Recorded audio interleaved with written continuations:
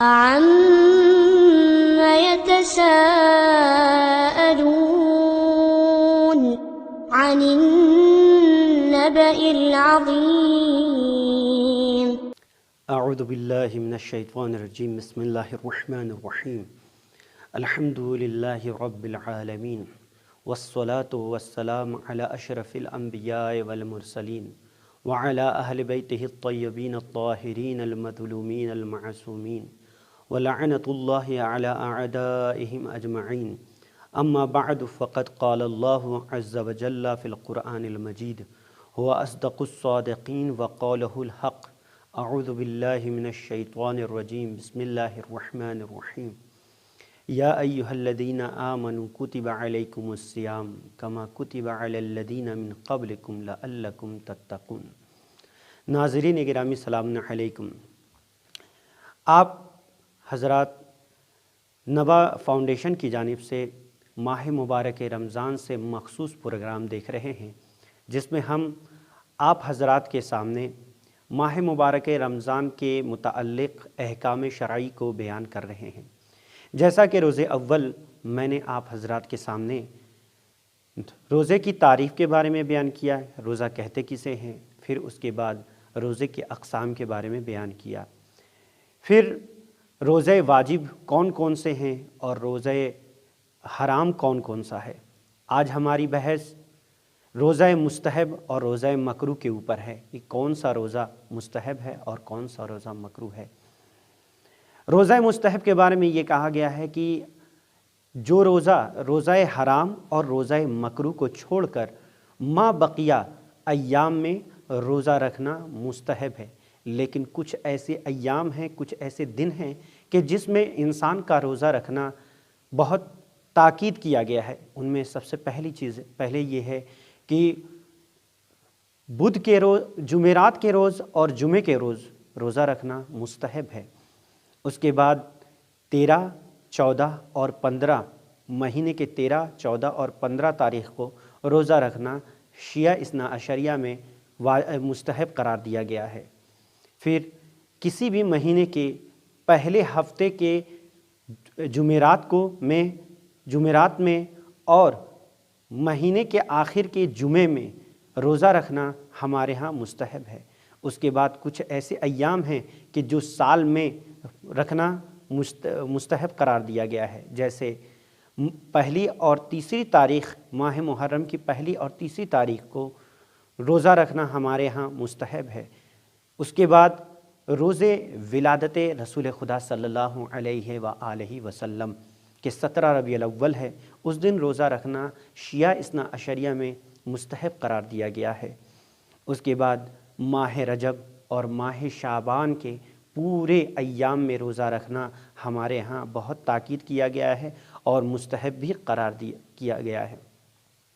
اس کے بعد جس دن پیغمبر اسلام مبعوث ہوئے تھے، یعنی 27 رجب کو، 27 رجب المرجب وہ دن ہے کہ جس دن رسول خدا پر پہلی مرتبہ وحی نازل ہوئی تھی، اس دن روزہ رکھنا ہمارے ہاں مستحب ہے۔ اس کے بعد دحی الارض کی روز یعنی 25 ذی قعدہ کو روزہ رکھنا ہمارے ہاں مستحب ہے۔ پھر پہلی تاریخ یعنی ذی الحجہ کے پہلی تاریخ سے لے کر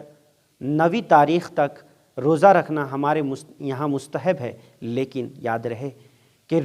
روزے 10 ذی الحجہ یعنی عید قربان کو روزہ رکھنا ہمارے ہاں حرام ہے۔ روزے عرفہ کو روزہ رکھنا مستحب ہے، لیکن اس سے بھی زیادہ تاکید کی گئی ہے کہ انسان دعا کو پڑھے۔ اگر کوئی شخص دعا نہ پڑھ پا رہا ہے، یعنی روزہ رکھنے کی وجہ سے اس کو نکاہت ہو جائے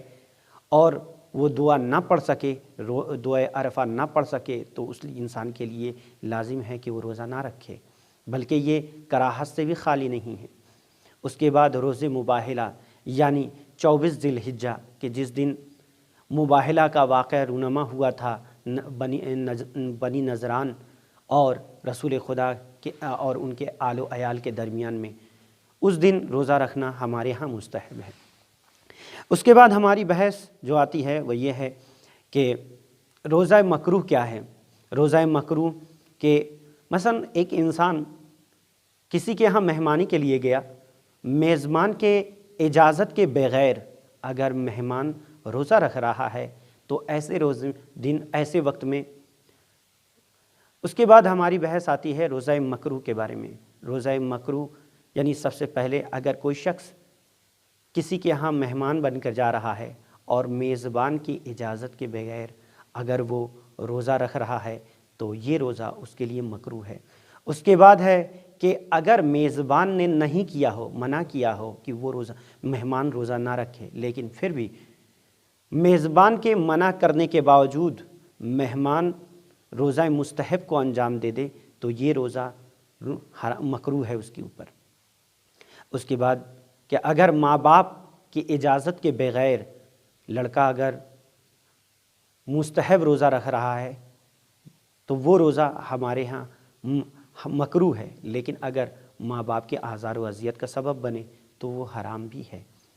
روزہ عاشور کا روزہ ہمارے ہاں شیعہ اثنا عشریہ میں مکروہ سے خالی نہیں ہے، کراہت شدیدہ پائی جاتی ہے، لیکن دوسرے جو یعنی ماں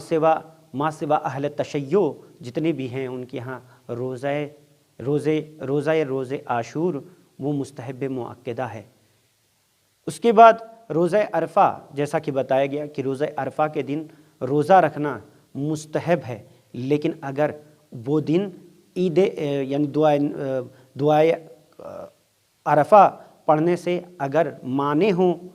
تو اس حالت میں یہ روزہ رکھنا ہمارے مذہب اہل تشیع میں کراہت سے خالی نہیں ہے۔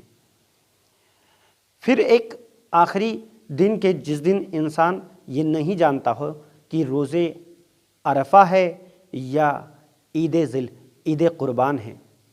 یعنی 9 تاریخ اور 10 تاریخ کے درمیان میں اسے فرق نہیں معلوم ہے۔ 9 تاریخ اور 10 تاریخ کے درمیان میں وہ یہ نہیں جانتا کہ آج 9 تاریخ ہے یا 10 تاریخ ہے،